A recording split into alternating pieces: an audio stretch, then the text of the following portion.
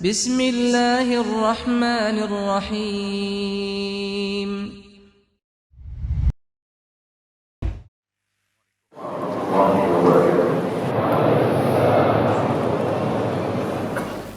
Pertama-tama teman-teman sekalian, saya akan menjalankan hadis Nabi alaihi salatu wassalam, "Man la yashkurun nas la yashkurullah." Siapa yang tidak berterima kasih pada manusia, maka dia belum berterima kasih kepada Allah. Secara pribadi, setelah memuji Allah, alhamdulillah, saya mengucapkan terima kasih kepada Profesor Dr. Asep selaku rektor dan juga seluruh jajarannya, seluruh pengurus Masjid Al-Furqan, tidak terkecuali, saya mohon maaf tidak bisa sebutkan satu persatu namanya, seluruh jamaah Bandung dan dari luar Bandung yang telah hadir tabligh akbar kita ini, dan tidak lupa pula seluruh sahabat-sahabat saya, tim dari KHB yang juga sudah berupaya melakukan beberapa aktivitas dari khitanan massal, penghapusan tato, dan juga puncaknya adalah tabligh akbar kita ini. Semoga ini semua menjadi tambahan amal saudara sekalian di timbangan amal pada hari kiamat dengan pahala yang sempurna. Dan juga yang saya belum sempat sebutkan namanya tentu atau mungkin kedudukannya, maka sama saja kita mengucapkan jazakumullahu khairan. Kemudian yang kedua teman-teman sekalian, saya ingin mengajak diri saya pertama, baru teman-teman sekalian mengikhlaskan niat. Dan dalam hadis sahih riwayat Abu Dawud, kata Nabi SAW, "Inna Allah la yakbalu amalan illa makana khalisan liwajhi." Allah tidak akan pernah menerima amal kecuali yang ikhlas karenanya. Kalau tadi ada yang datang di sini karena diajak oleh temannya saja, atau ada yang datang di sini hanya ingin meramaikan majelis, seremoni saja, atau ada yang datang hanya ingin mengetes saja sebagai testimoninya, maka semua diubah niatnya. Kita niat teman-teman sekalian untuk datang ke salah satu rumah-rumah Allah dengan niat menuntut ilmu. Dan saya mengajak teman-teman tidak usah lihat siapa yang menyampaikan, tapi apa yang disampaikan. Kalau yang disampaikan qala Allah, qala Rasul, Allah telah berfirman, Rasulullah SAW telah bersabda, terimalah. Maka kita sedang hadir di sebuah majlis yang mulia. Bahkan majlis ilmu di rumah Allah ini dihadiri oleh para malaikat.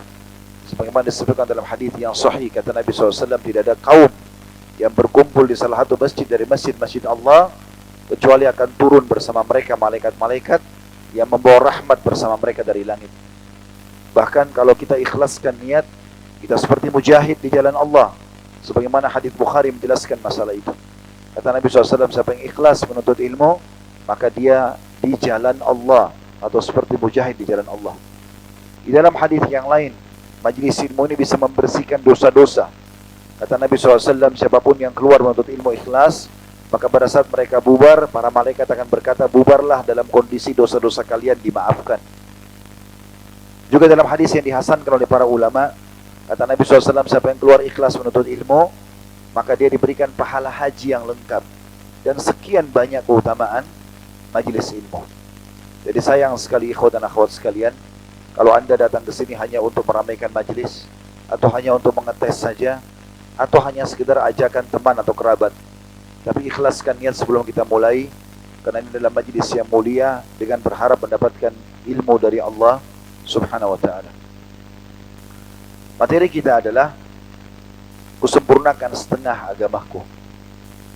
Sebenarnya teman-teman sekalian, materi ini saya pilih karena ada sebuah wadah dan kegiatan yang sangat bernilai, dan itu mendatangkan semua jenis kesuksesan, tidak terkecuali juga semua jenis kebahagiaan bagi setiap muslim. Ada sebuah wadah dan kegiatan yang sangat tepat untuk melampiaskan semua kebutuhan biologis. Kata-kata cinta, rindu, puisi-puisi dan syair yang berisikan ungkapan bahagia, bahkan sampai sentuhan fisik, bersentuhan tangan, bergandengan, berciuman, bahkan sampai pada meletakkan kemaluan di kemaluan, tetapi dengan cara yang benar dan terhormat. Ada sebuah wadah dan juga kegiatan yang penuh dengan kasih sayang dan cinta, perhatian dan juga pengorbanan yang sebenarnya. Ada sebuah wadah dan kegiatan yang merupakan tanda kutip pabrik manusia yang mulia dan suci, yang telah diharapkan oleh Nabi Nuh alaihissalam pada saat beliau selamat. Tidak ada lagi generasi-generasi yang buruk, karena Allah telah membinasakan mereka dari kalangan manusia, dan tertinggal generasi emas yang berada di kapal beliau dengan harapan menyebar luas, dan mereka akhirnya jadi penyembah-penyembah Sang Pencipta. Ada sebuah wadah yang akan mengharumkan nama serta meninggikan martabat dan bangga terhadap sesuatu yang baik dan berkualitas. Sebuah wadah dan kegiatan yang akan melahirkan pemimpin-pemimpin yang akhirnya beriman kepada Allah. Sebuah wadah dan kegiatan yang merupakan satu tanda-tanda kebesaran dan keberadaan Sang Pencipta Allah. Bahkan puncaknya sebuah wadah dan kegiatan yang memudahkan jalan menuju ke surga, yang merupakan target utama setiap muslim. Itulah pernikahan. Nabi SAW menjamin kepada kita, bagi orang-orang yang sudah menikah, telah menyelamatkan setengah agamanya. Maka dia tinggal berjaga atau menjaga setengah yang tersisa.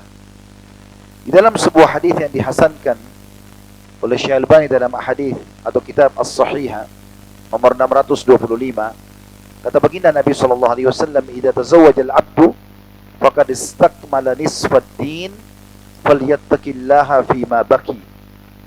Artinya, jika seorang hamba itu telah menikah, maka ia telah menyempurnakan separuh agamanya. Maka dia tinggal bertakwa kepada Allah di setengah yang tersisa. Mungkin teman-teman yang hadir di sini berkata, "Saya kan sudah menikah, Ustaz. Apa manfaatnya buat saya materi ini?" Terutama mohon maaf, teman-teman kita yang sudah sepuh. Mungkin ada yang hadir di sini sudah status kakek misalnya. Maka untuk apa saya hadir di materi seperti ini? Jawaban saya sederhana. Bahwasanya terlalu banyak umat Islam, mohon maaf saya bahasakan, mereka telah berumah tangga, iya. Tetapi selama ini rumah tangga mereka kosong dari pahala. Karena dari awal niatnya bukan ibadah. Niatnya karena disuruh oleh orang tuanya. Karena adanya kecenderungan dengan lawan jenisnya. Karena nggak enak sama teman-temannya yang sudah terlanjur menikah semua. Karena desakan ekonomi. Atau apa saja 1000 faktor duniawi. Sehingga bahtera rumah tangga yang semestinya menjadi ajang pahala dari awal kalimat akad sampai anak cucu, kosong. Hanya sekedar melaluinya sebagai status saja. Sehingga di ruangan ini pun, yang sudah berumah tangga, bahkan sudah punya istri, sudah punya pasangan, anak, sudah punya suami, tetap mereka bisa meraih manfaat daripada materi ini dengan mengubah niatnya kalau memang tadinya bukan karena Allah Subhanahu wa taala. Nikah itu ibadah. Sebagaimana orang sholat, sebagaimana orang puasa, sebagaimana ibadah-ibadah yang lainnya. Kalau orang datang ke masjid hanya karena ingin dipuji oleh temannya, hanya karena ajakan temannya, hanya karena nggak enak sama mertuanya, atau orang tuanya, atau atasannya, atau temannya, maka tidak ada pahala sholat itu, walaupun dia sudah menghabiskan energi dan waktunya. Maka dalam rumah tangga butuh sebuah pemahaman yang dalam, kalau ini sebuah wadah ibadah yang sangat besar pahalanya. Rasionalnya begini, kalau seandainya teman-teman berpuasa, kita sadar atau tidak sadar, dari mulai sahur sampai buka puasa, walaupun kita sedang duduk saja, atau kita sedang tertidur siang misalnya, kita sedang berada di sebuah wadah namanya puasa, pahalanya tetap berjalan. Mirip itu juga dengan menikah. Selama kita niatkan ikhlas kepada Allah SWT dari awal kalimat akad, dan apapun aktivitas kita dengan pasangan, dengan anak, dengan orang tua, dengan mertua, dengan kerabat, maka secara otomatis semua menjadi ajang pahala sampai kita meninggal dunia. Bahkan bisa turun-temurun menjadi sebuah amal jariah kalau seseorang memaksimalkan untuk mendidik anak-anaknya dengan baik. Juga saya melihat ada satu hal yang perlu diperbaiki.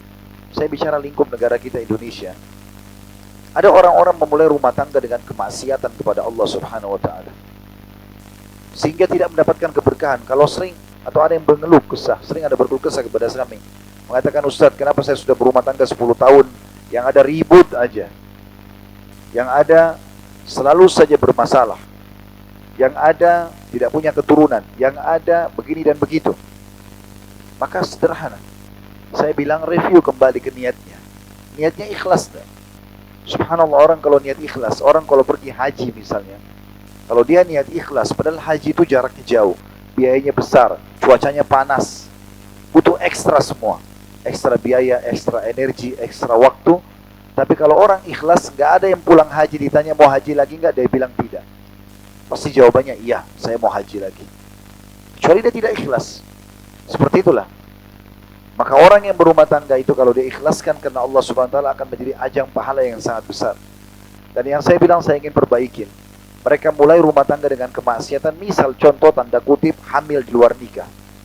Banyak sekali hal yang buruk terjadi. Mereka ingin mewariskan keburukan itu pada anak-anaknya.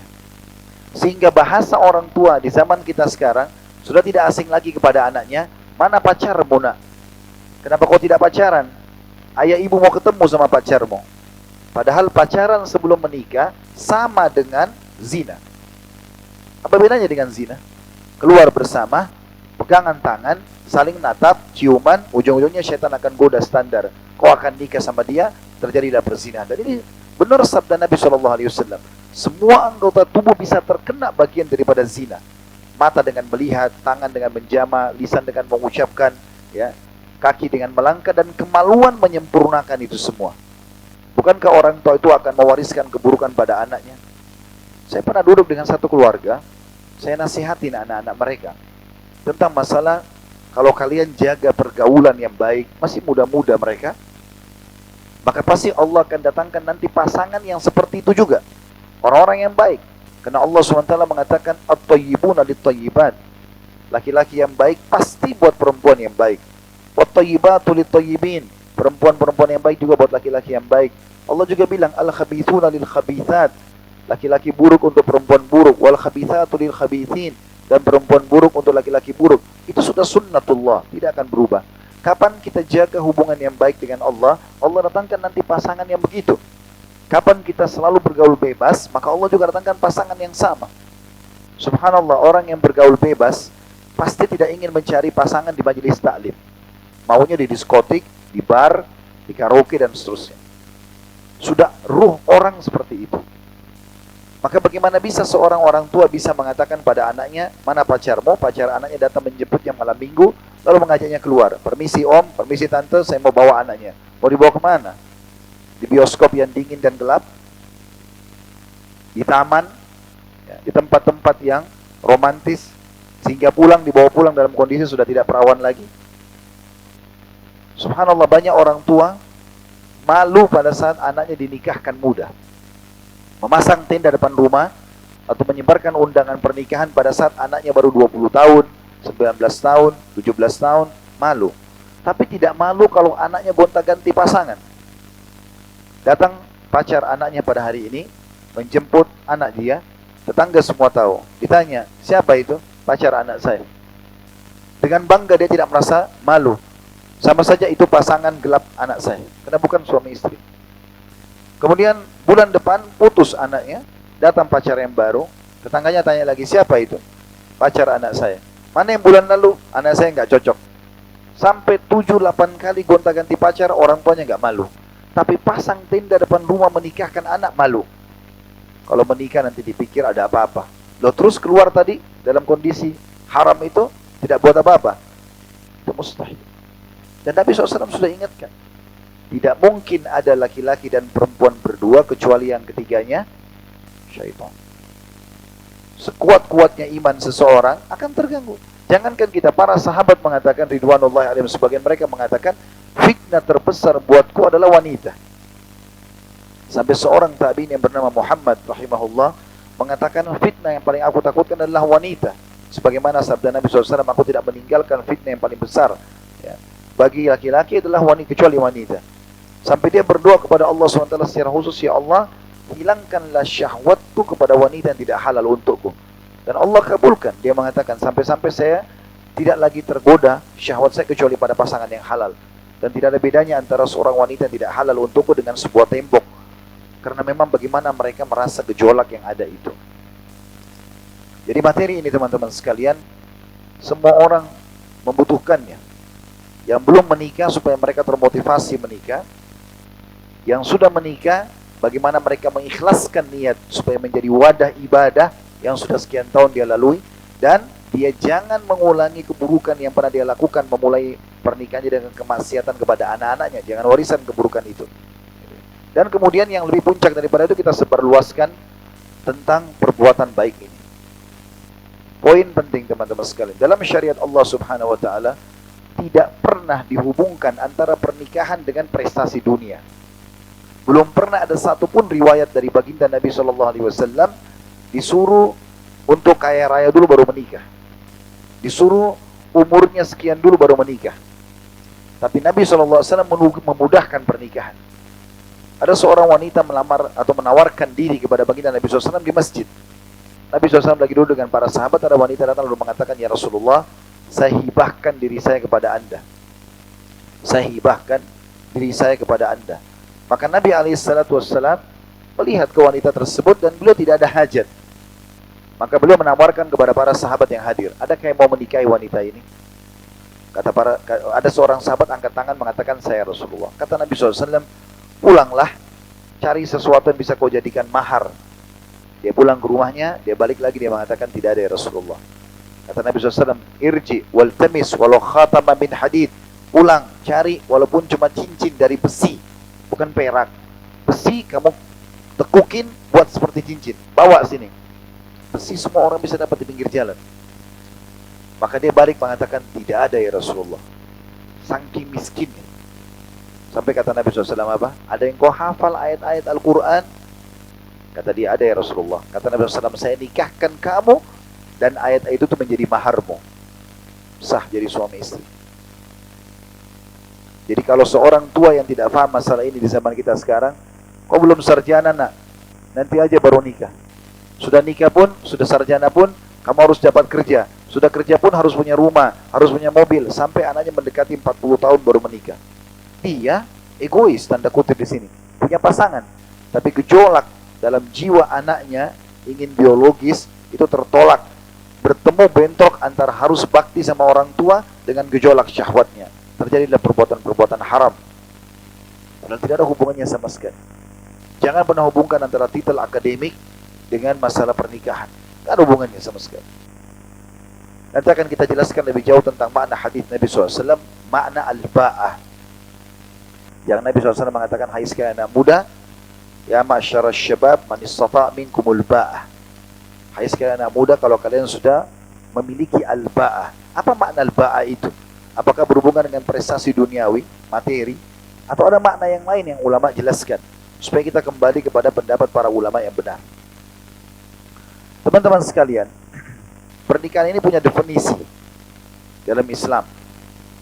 Sebelum saya baca definisi dan pendapat para ulama, kita perlu tahu ya, Allah Subhanahu wa taala memang mengatur populasi manusia.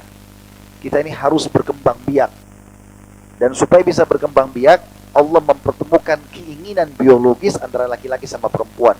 Dan itu Allah hiasi di diri kita. Normal sekali, saya ingin melihat wanita, wanita ingin melihat saya. Atau kita semua laki-laki ingin memandang wanita, wanita ingin memandang kita. Ingin berbicara, ingin bercumbuan, bahkan ingin meletakkan kemaluan di kemaluan. Itu normal. Selama itu ada, Anda masih normal. Allah mengatakan dalam Al-Quran, "A'udzubillahi minasyaitonirrajim, zuyyina linnas hub syahwat minan nisa." Dua hal. Dihiasi pada diri laki-laki hub, rasa suka, cenderung syahwat, diikuti keinginan gelora, ingin menatap, mencium, melakukan biologis pada kaum wanita. Kenapa? Karena kalau tidak ada syahwat, tidak ada hub itu, maka tidak akan tertarik kita untuk berhubungan biologis. Maka tidak ada populasi manusia. Hanya saja Allah ajarkan caranya. Cara yang benar nikah, cara yang salah zina. Nah, ini perbedaannya dasar sekali. Dua-duanya pelampiasan biologis, tapi perbedaannya sangat jauh antara langit dan bumi. Kalau zina, umumnya selalu dimulai dengan ketakutan-ketakutan, kekhawatiran. Mau masuk hotel takut ketahuan, dilihat orang, malu. Dan ini berpengaruh pada nanti kualitas spermanya si laki-laki yang akan menjadi populasi manusia, dan kualitas sel telur perempuan juga yang akan menjadi kantong manusia itu sendiri. Ini akan berpengaruh karena dia stres dengan itu. Ini secara medis pun sudah terbukti. Bahasan para ulama jelas masalah itu. Sehingga kalau mereka lakukan biologis tidak maksimal. Mereka ketakutan akan ketahuan, dan luar biasa pada saat mereka hamil, ketakutan terus makin besar, terjadilah aborsi misalnya. Kalau dalam hukum agama, anak itu nggak jelas statusnya, anak zina. Nggak ada penisbatan nama kepada pemilik sperma, nggak ada juga kewalihan kalau dia anak perempuan kalau mau menikah. Bahkan tidak ada warisan di antara mereka. Bedakan dengan pernikahan, perbedaannya nikah sama zina, sama-sama berdasar biologis, tapi ini cuma kalimat akad. Calon mertua mengatakan, saya nikahkan kamu kepada anak mantunya dengan anak perempuan saya Fulana bin Fulana dengan mas kawin ini. Si anak laki-laki itu mengatakan, calon anak mantu saya terima nikahnya, walaupun gugup sah. Nah, di Indonesia orang kalau gugup disuruh ulang. Yang penting dia mengucapkan, saya terima nikahnya, selesai. Walaupun tidak lengkap, saya terima nikahnya sudah sah. Biasa dalam bahasa Arab, qabiltu nikah wa tazwiju maharin madhkur. Aku terima nikahnya dan pernikahan wanita dengan mahar yang sudah disebutkan. Kalau disebutkan, saya terima nikahnya Fulana binti Fulana dengan mas kawin ini, maka itu pelengkap saja. Intinya dia sudah bilang saya terima. Bayangkan kalimat ini saja, saya nikahkan kamu, seakan-akan si ayah perempuan bilang begini, ini anak perempuan saya dulu, makannya, minumnya, tempat tinggalnya, transportasinya, keamanannya, pendidikannya di bawah saya. Sekarang saya serahkan kamu ya. Terima nggak? Ya, saya terima. Makanya pindah ke rumah suami sekarang. Izin di tangan suami, bakti pada suami, semuanya suami, karena dia serahkan sekarang. Baik, selesai. Itu ada dua saksi, ada kalimat akad, ada mahar. Bahkan kata Nabi SAW, aktsaruhunna baraka, aqalluhunna mahra. Wanita yang paling banyak berkahnya, yang paling sedikit maharnya. Ya kayak kita di Indonesia perangkat sholat, segala macam, itu sudah sangat luar biasa. Ini hanya proses 5 menit saja. Selesai, masuk ke kamar. Semua orang tahu mereka akan biologis. Mertuanya, orang tuanya. Tapi perhatikan bedanya tadi sama orang buat zina. Kalau ini masuk kamar, gembira, senang. Gak ada orang nikah, kemudian tidak senang. Soalnya dia tidak normal. Pasti dia gembira, dia senang, dia masuk kamar. Maka biologisnya pun maksimal. Spermanya akan bagus, yang akan jadi nanti gen manusia. Sel telurnya juga si perempuan bagus. Lebih daripada itu, diberikan pahala besar. Nanti akan kita bahas masalah itu. Dan di antara tujuan pernikahan mendapatkan meraih pahala yang sangat besar dari biologis yang terjadi. Sudah dapat kenikmatan, dapat pahala, gitu kan? Dan luar biasa, lebih daripada itu kenikmatannya sudah luar biasa. Kalau hamil, keduanya gembira, keluarganya gembira. Perempuan pun kalau jalan dari suaminya hamil, ibu hamil ya? Iya, dengan bangga dia jawab. Gak ada rasa malu. Bedakan antara ini sama ini. Dua-dua tujuannya sama, pelampiasan biologis. Lalu kenapa kita kembang biakkan ini, zina, dan kita tinggalkan ini, nikah? Yang halal kita tinggalkan, yang haram kita malah kembangkan. Malah diekspos dengan lampu-lampu yang terang tempat perzinahan, malah pernikahan dibuat di gang-gang yang kecil dan tidak diekspos. Padahal kata Nabi SAW, aulim walau bisyad, iklankan pernikahan itu walaupun dengan seekor kambing. Disuruh ekspos, ayo menikah, dimudahkan pernikahan tersebut. Lebih jauh daripada itu, sebagian ulama membahas, teman-teman sekalian, kalau orang selalu menghubungkan dengan prestasi dunia, bahwasanya mulai baliknya seorang laki-laki, mulai dia punya tetesan sperma yang pertama, dan mulai adanya darah haid wanita yang pertama, menandakan sebenarnya isyarat dari Sang Pencipta, dua-duanya sudah siap untuk menikah. Cuma kalau kita bahas ini lebih dalam, nanti orang bilang, oh ini menyuruh pernikahan dini, melanggar ini dan melanggar itu. Kita sedang bicara globalnya hukum syar'i. Saya bukan sedang bentrok dengan peraturan pemerintah, sama sekali tidak. Setiap pemerintah punya hak untuk menerapkan peraturan, tapi kita sedang menjelaskan hukum syar'i yang tidak mungkin disembunyikan. Karena hukum Allah SWT harus disampaikan, gitu kan. Masalah nanti orang terima tidak terima itu Allah berfirman kepada Nabi Muhammad SAW, ma'alaika illal balag. Tugasmu hai Muhammad hanya menyampaikan. Selebihnya orang terima tidak terima itu bukan urusan kita. Waktu Nabi SAW sedih, sebagian orang Quraisy tidak menerima dakwah beliau, Allah SWT menghiburnya. Dan Nabi SAW dihibur oleh Allah Subhanahu Wa Taala dengan dua kejadian besar, masuk Islamnya jin Nusaybin dan juga Isra dan Mi'raj, untuk membuktikan kepada Nabi SAW tentang kebenaran risalah beliau alaihi salatu wassalam. Kita masuk lebih dalam, teman-teman sekalian, tentang masalah pernikahan.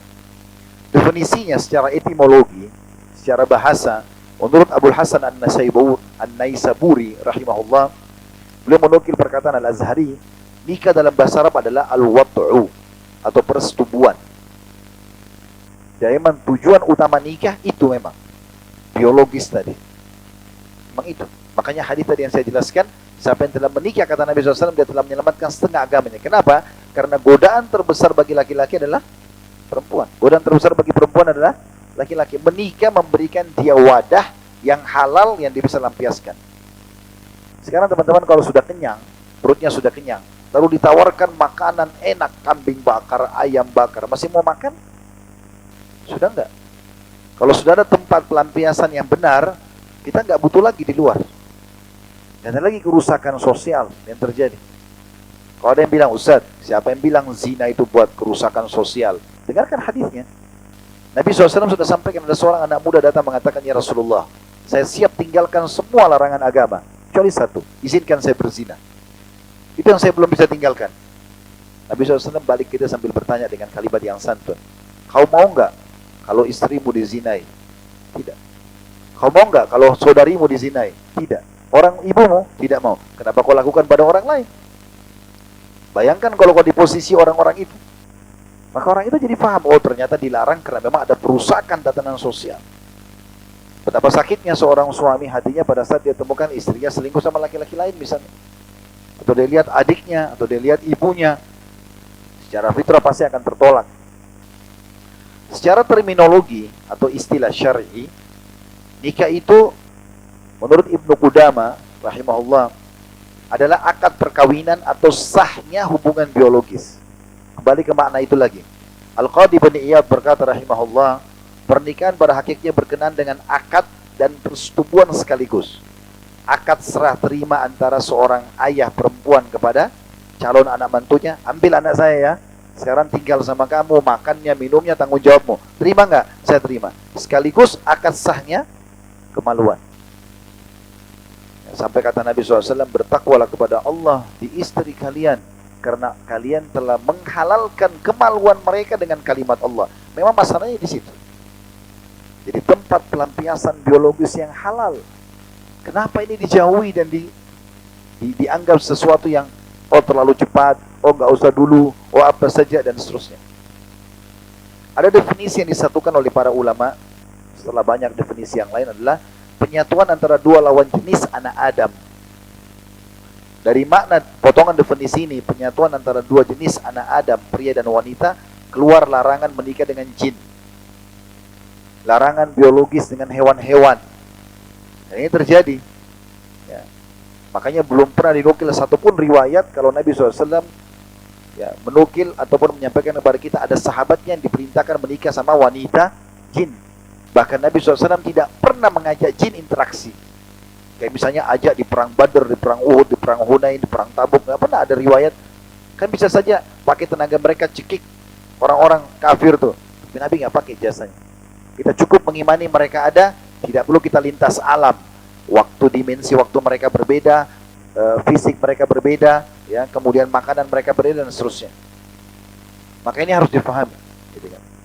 Makanya tidak boleh lintas alam. Kita menikah dengan manusia. Dan di sini dikatakan penyatuan antara dua lawan jenis, keluar masalah homoseksual dan lesbian. Gak ada itu. Kita sudah tahu kaum Lut Allah hancurkan, justru kena homoseksual.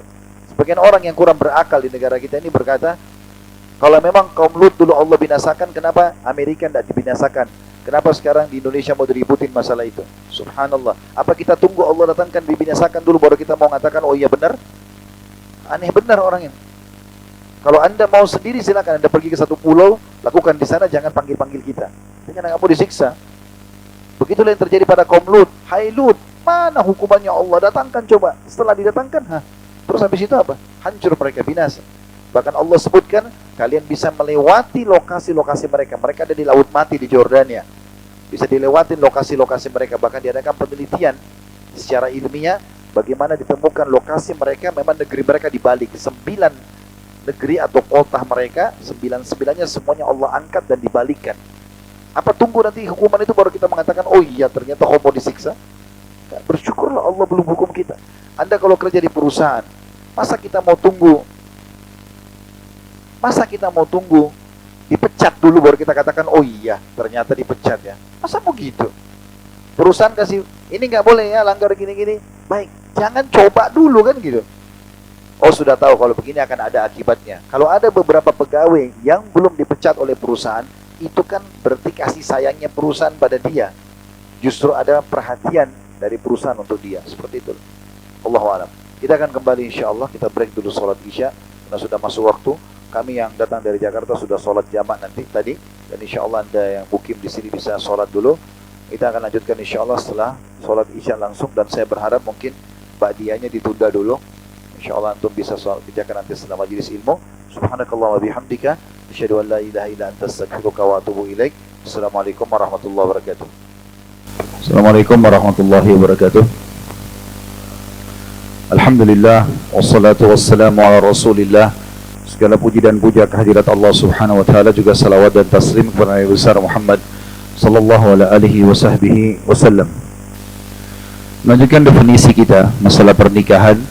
Tadi masuk di potongan pertama, penyatuan antara dua lawan jenis anak Adam, dan sudah kita berikan dari definisi ini berarti keluar selain anak Adam, selain manusia, tidak boleh kita menikah dengan jin, lampiaskan biologis dengan hewan-hewan. Dan saya pernah membaca beberapa data ilmiah, kenapa orang-orang non-muslim itu di negara-negara barat sana melampiaskan pada hewan, karena kejenuhan mereka pada manusia. Karena seringnya mereka berzina, maka akhirnya mereka merasa mau coba yang baru. Dan ini menjadi sumber penyakit tentunya. Islam tidak mengenal masalah itu. Kemudian juga sudah kita katakan dua lawan jenis anak Adam, berarti laki-laki dan perempuan. Di sini berarti keluar pelaku-pelaku homoseksual dan lesbian. Lanjutan definisinya adalah selain penyatuan antara dua lawan jenis anak Adam dalam satu ikatan ritual agama, berarti dia ibadah. Ya. Saya sudah ingatkan dari awal, kalau ada yang niat menikah bukan karena Allah, bukan karena perintah Allah dan Rasulnya, bukan karena ibadah, maka diubah niatnya. Walaupun Anda sudah melalui pernikahan sekian tahun, ya, termasuk yang hadir di sini. Kemudian lanjutan definisinya adalah setelah penyatuan antara dua lawan jenis anak Adam dalam satu ikatan ritual agama yang menghalalkan hubungan biologis antara keduanya. Jadi tujuan utamanya adalah masalah biologis, juga akan menyatukan antara keluarga kedua pasangan, suku, bahkan negara. Jadi kalau teman-teman menikah harus paham, setelah kita menikah kita sudah menjadi keluarga pasangan kita. Tidak boleh eksklusif. Banyak orang tidak suka kalau iparnya datang ke rumah, mertuanya datang ke rumah. Tidak mungkin teman-teman kita menghapus status pasangan kita, atau status saudara pasangan kita. Tidak mungkin kita hapus status orang tua. Tapi kan mertua saya cerewet, Ustaz, ipar saya cerewet, itu resiko Anda nikah sama anaknya atau saudarinya, gitu kan. Dan itu suka dukanya kehidupan. Kalau tidak ada tantangan dalam hidup, tidak ada perkembangan, gitu kan. Harus ada begitu. Dengan ada lapar kita tahu nikmatnya makan. Dengan adanya capek kita tahu nikmatnya istirahat. Adanya haus kita tahu nikmatnya minum. Ada tantangan hidup, ada orang bodoh, ada orang jahat, kita jadi tahu mana yang baik, mana yang tidak baik. Seperti itulah. Dan itu sebuah hiasan kehidupan, tidak mungkin kita lepas dari itu. Ada mutiara juga teman-teman harus dipahami. Setiap orang yang akan menjadi pasangan suami istri atau sudah jadi pasangan suami istri, pasutri biasa diringkas, maka mereka harus menyadari pada saat mau menikah, dan ini juga peringatan bagi adik-adik yang belum berumah tangga, baik ikhwan dan akhwat kita. Kalau ada yang bilang, saya kan belum menikah Ustaz, untuk apa saya dengar materi seperti ini? Justru Anda harus tahu sekarang, ya, tidak mungkin teman-teman kita kalau mau kerja di satu perusahaan, nanti kerja di dalam baru kita tahu dia pekerjaannya apa, gajinya berapa. Enggak, keliru. Sebelum kita masuk kita pelajari dulu, supaya kita masuk sana, oh sudah tahu fasilitasnya ini, jam kerjanya begini, pekerjaannya ini, produk yang dijual seperti ini, gitu kan. Maka yang perlu difahami adalah yang pertama, ini adalah ibadah. Maka mereka sedang beribadah, berarti suka dukanya akan dilalui dengan penuh kesabaran. Ingat, kita menikah dengan manusia. Kalau yang menikah tidak mau hadapi masalah, saya sarankan nikah sama balon saja. Bentuk manusia diisi angin. Kalau kita nggak suka, kempesin. Kalau sama manusia nggak bisa. Manusia ada saatnya dia marah, ada saatnya dia senang, ada saatnya dia capek, ada saatnya dia gembira. Memang begitu. Tinggal dalam rumah tangga itu, kalau kita fahami ibadah, yang benar memaafkan, yang salah minta maaf. Clear. Yang kedua, mereka telah menjadi pasangan yang saling memenuhi hak dan kewajiban. Bagi teman-teman yang mau berumah tangga nanti, kalau sudah pas berumah tangga, bahasakan ini, saran saya. Yang sudah berumah tangga pun bahasakan juga sama pasangan. Saya bilang sama istri saya itu, sekarang saya sama kamu ini adalah pegawai di sebuah perusahaan besar, namanya rumah tangga. Pemiliknya, ownernya Allah. Kita masing-masing punya tugas. Saya punya tugas, kamu punya tugas. Kita jalankan sama-sama, kita akan dapat gajinya. Biasanya kalau contoh-contoh gaji gini gampang dipahami ya. Soalnya ada duitnya itu. Yang ketiga, senantiasa mengembalikan masalah apapun kepada syariat Allah yang maha mulia.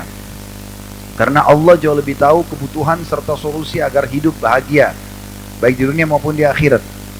Ada masalah apapun, tanyakan. Bagaimana keterangan dalam Al-Quran, bagaimana keterangan dari sunnah Nabi SAW.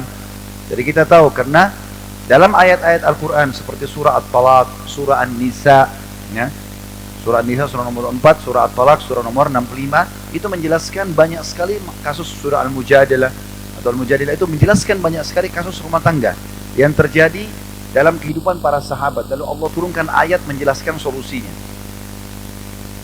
Kemudian yang keempat, menjadikan pasangan sebagai kunci untuk masuk ke dalam surga, sehingga senantiasa tidak pernah bosan dalam menjalani kewajiban masing-masing. Jadi saya sebagai suami, saya kejar target surga dari istri saya. Dia sebagai istri mengejar target surga dari saya. Kalau bahasa saya pribadi, ini cuma untuk supaya mudah difahami ya, tanda kutip, saya menganggap istri saya boneka yang Allah titipkan. Ini istrimu, saya jadikan sebagai pasanganmu. Lakukanlah 1, 2, 3, 4, 5 kewajiban dari aku. Seakan-akan Allah katakan gitu, aku akan balas kamu. Lindungi dia, berikan dia nafkah, berikan pendidikan, berikan makan, berikan minum, segala macam. Karena aku akan balas, kata Allah. Sama kasus ini bagi seorang istri. Tanda kutip suaminya seperti boneka yang Allah titipkan. Ini suamimu ya, layani dia, penuhi biologisnya, izin kalau mau keluar, patuhi kebutuhan, patuhi perintahnya, penuhi kebutuhannya segala macam. Karena aku akan balas. Kapan orang niatkan itu teman-teman, kita tidak lagi melihat siapa depan kita. Saya ingin berbagi kisah, keluar sedikit dari masalah rumah tangga. Ada seorang ulama tabi'in bernama Rabi' ibn Haytham rahimahullah. Orang ini stroke setengah badan di akhir hidupnya. Ini murid utamanya Abdullah bin Umar radhiyallahu anhu majma'in. Ini ulama besarnya tabi'in. Tidak ada yang terkenal Rabi' rahimahullah. Salah satu kasus yang mendidik murid-muridnya adalah di akhir hidupnya pernah ada 2 murid yang datang ke rumahnya. Kemudian pada saat datang, mereka mau minta nasihat. Panjang ceritanya, tapi saya ingin datang ke sebuah poin yang kita ingin titik beratkan. Waktu dia lagi duduk, tiba-tiba anaknya keluar dari dalam dapur ke ruang tamu, temuin ayahnya. Anaknya Rabi ketemu dengan ayahnya, si Rabi. Lagi ada 2 orang muridnya minta nasihat. Ada beberapa nasihat saya tidak bisa bahas semua sekarang. Sudah saya jelaskan ini kalau nggak salah di judul ceramah kami di YouTube, indahnya menjalin hubungan dengan Sang Pencipta Allah. Yang jelas teman-teman sekalian, pada saat itu anaknya keluar lalu mengatakan, wahai ayah, ibuku telah membuatkan makanan yang sangat bagus buat anda. Orang di Irak pada saat itu membahasakannya halwa. Halwa itu banyak ya, artinya manisan sebenarnya. Tapi setiap negara punya jenis halwa tersendiri. Khusus pada saat itu halwa ini hanya dimakan oleh orang-orang kaya dan raja-raja. Adonannya itu sangat mahal, gitu kan, banyak jenis kacang-kacangan, kismis, terus pakai segala macam dan kental sekali. Gitu. Buatnya susah, berjam-jam harus dikelola dari pagi mungkin sampai malam baru jadi. Gitu. Pakai tangan, masih manual, belum ada mesin pada saat itu. Maka karena Rabi' ibn Haytham rahimahullah dan rumah tangga tidak pernah rewel, istrinya siapin apa dimakan sama dia. Intinya anaknya keluar lalu mengatakan, ayah, ibuku membuatkan buat anda halwa. Beliau ingin sekali anda makan halwa itu. Karena tidak pernahnya Rabi' ibn Haytham ini rewel dalam masalah makanan. Maka dia bilang, baiklah, dihidangkanlah halwa tersebut dari sebuah nampan yang besar, dipotong-potong. Waktu dihidangkan makanan di depan muka Rabi' ibn Haytham rahimahullah, beliau kasih isyarat murid-muridnya untuk ambil. Beliau struk setengah badan dari leher sampai ke bawah sebelah kiri tubuh, tapi wajah dan sebelah kanan tubuhnya nggak ada masalah. Beliau masih bisa berbicara gitu. Maka beliau bilang, kasih isyarat kepada muridnya, makanlah. Waktu tangan mereka baru memegang potongan halwa itu, tiba-tiba ada yang ketuk pintu rumah. Waktu diketuk pintu rumah, dia kasih isyarat anaknya suruh buka. Suruh buka pintu. Dibuka pintu. Anda tahu depan pintu siapa teman-teman sekalian? Orang gila. Digambarkan dalam kisah ini, gila, rambutnya berantakan, bajunya kotor, sobek-sobek, bahkan maaf, kisahnya begitu ya. Dari mulutnya netes air liurnya. Pandangan yang kurang baik. Dia kasih isyarat minta makan. Semua orang paham, minta makan dikasih isyarat ke mulutnya. Rabi ibn Haytham lihat dari jauh, rahimahullah. Dia kasih isyarat anaknya, suruh ambil halwa ini. Makanan mewah tadi, kasih orang gila itu. Dibawalah oleh anaknya. Anak Rabi ibn Haytham ini berharap, waktu dikasih ke orang gila, dia ambil satu potong, dikasih untuk orang gila itu. Ternyata begitu tiba depan orang gila lihat halwa, makanan enak. Ya, walaupun gila, subhanallah sadar juga pada saat itu. Dia lihat makanan ini enak, dia langsung rampas satu piring semuanya. Kemudian dimakan sama dia semua. Saking lahapnya, maaf ini kisahnya begitu, air liurnya netes-netes di piring itu. Sampai habis. Dihabisin semuanya halwa, tidak tinggal satu potong pun. Lalu habis itu piringnya dilempar. Orang gila, nggak ngerti apa-apa dia. Yang penting dia sudah makan, dia pergi. Anaknya Rabi ibn Haytham tercengang dengan apa yang terjadi. Dia ambil sama dia piring itu, ditutup pintu, dia kembali ke ayahnya. Dia bilang, wahai ayah, semoga Allah selalu jaga Anda. Tadi itu kan orang gila. Dia nggak tahu nilainya makanan yang kita kasih. Dia kan cuma minta makan. Kalau tadi Anda suruh saya ambil makanan apa saja di dapur, saya akan kasih, dia juga akan makan. Kenapa harus halwa yang ibu saya buat setengah mati nih? Kira-kira mungkin kita akan berpikir sama ya kalau kita belum paham kisah ini. Bagaimana kalau orang gila ya, bahkan banyak orang tidak kasih makan gitu kan. Kasih makan apa saja dia juga mau. Kenapa harus ini? Maka Rabi ibn Haytham memberikan ilmu kepada kita semua. Apa yang dia bilang? Wahai anakku, andai saja orang gila itu tidak tahu nilainya, maka Allah tahu nilainya. Lalu dia membacakan, lan tanalu birra hatta tunfiqu mimma tuhibbun. Kalian tidak akan mendapatkan balasan sempurna dari infak kalian sedekah sampai kalian mengeluarkan apa yang paling kalian cintai.